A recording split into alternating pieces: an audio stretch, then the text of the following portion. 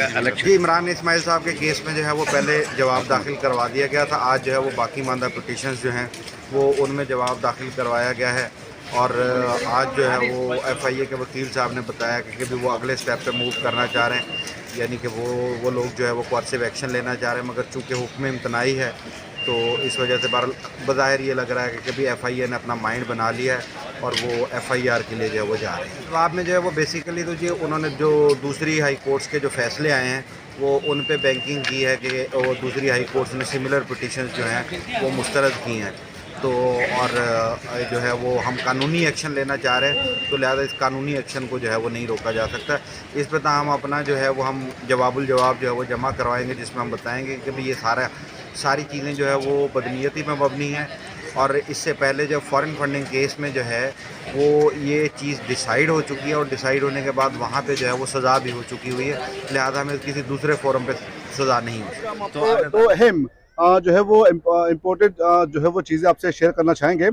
सबसे पहले तो पीटीआई के दो अहम रहनुमाओं के खिलाफ एफआईए तहकीकात के हवाले से आज क्या पेशरफ्त हुई है उस हवाले से आपको आगाह करेंगे। जबकि दूसरी जानिब सबसे अहम मामला जो आज कल सिंध में है बल्दियाती इंतखाबात के हवाले से, आज उस हवाले से भी एक अहम पेशरफ्त हुई है, उस हवाले से भी हम आपको आगाह करें। इस सिलसिले में बात करने के लिए हमारे साथ मौजूद है सीनियर कोर्ट रिपोर्टर अमीन अनवर, जो कि इस सारी प्रोसीडिंग में जो है वो सिंध हाई कोर्ट के कमरे अदालत में थे।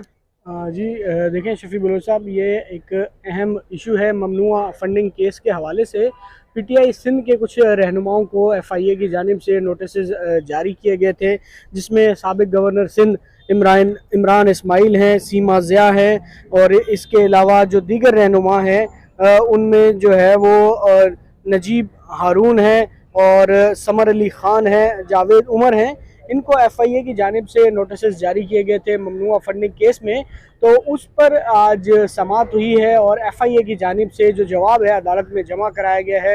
एफआईए की जानिब से अदालत को बताया गया है कि जो दीगर हाई कोर्ट्स थे, जिसमें बलूचिस्तान हाई कोर्ट है, उन्होंने इसी तरह की जो सेम दरख्वास्तें थी वो मुस्तरद की हैं और एफआईए को जो कहा है कि वो अपनी कार्रवाई जारी रखें। और डिप्टी अटॉर्नी जनरल जो पेश हुए हैं वफाक की जानिब से, उन्होंने भी अदालत से यही इस्तदा की कि तहकीकात मुकम्मल हो चुकी हैं और इनके ख़िलाफ़ जो है वो कार्रवाई की इजाज़त दी जाए। और हुक्म इम्तना अदालत ने जो है वो इस सिलसिले में जारी कर रखा है कि एफआईए इन रहनुमाओं के ख़िलाफ़ कोई कार्रवाई ना करे। तो उस पर अदालत से इस्तदा की गई थी कि जो हुक्म इम्तना है वो ख़त्म किया जाए, और एफआईए की जानिब से भी यही अदालत से इस्तदा की गई है कि इसी तरह की जो दरख्वास्तें हैं वो दीगर हाई कोर्ट्स जो है वो मुस्तरद कर चुके हैं और ये दरख्वास्तें भी मुस्तरद की जाएँ ताकि एफआईए कानून के मुताबिक इन रहनुमाओं के ख़िलाफ़ कार्रवाई कर सके। लेकिन जो दरख्वास्त गुजारों के वकील थे, उन्होंने अदालत से इस्तदा की कि वो एफआईए के जवाब का जायज़ा लेना चाहते हैं और उन्हें जो है वो मोहलत दी जाए, जिस पर अदालत ने केस की मज़ीद समाअत 1 माह यानी कि 6 दिसंबर तक मुलतवी कर दी है। और एफआईए ने अपने जवाब में ये कहा है कि दरख्वास्त गुजारों की जानिब से मुतनाज़ा बैंक अकाउंट्स चलाए जा रहे थे। इलेक्शन कमीशन के फैसले की बुनियाद पर इंक्वायरी शुरू की गई थी और कराची में एफआईए की 5 रुकनी टीम तहकीकात कर रही है और कराची में भी पीटीआई मीडिया सेंटर कराची के नाम से एक अकाउंट मौजूद है। और एफआईए के नोटिस के खिलाफ आपने को पता है कि इमरान इस्माइल, नजीब हारून, सीमा ज़िया, समर अली ख़ान, जावेद उमर ने अदालत से रुजू कर रखा है और इन्होंने दरख्वास्त में ये मौक़िफ़ अपनाया है कि जिन 3 बैंक अकाउंट्स की बुनियाद पर ये इंक्वायरी की जा रही है वो बंद है और दरख्वास्त गुजारों के खिलाफ कार्रवाई बदनीयती की बिना पर गैर कानूनी तौर पर शुरू की गई है। और एफआईए की जानिब से जारी किया गया कॉल ऑफ नोटिस जो है वो कलअदम करार देने की इस्तदा की गई थी।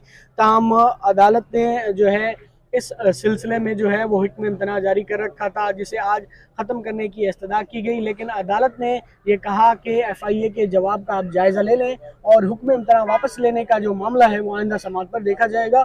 और अदालत ने इस केस की जो मज़ीद समाअत है वो 6 दिसंबर तक मुलतवी कर दी है। अच्छा, दूसरी जानिब हम देखते हैं कि आज अहम पेशरफ्त हुई है कराची सिंध में बल्दियाती इंतखाबात के दूसरे मरहले के हवाले से।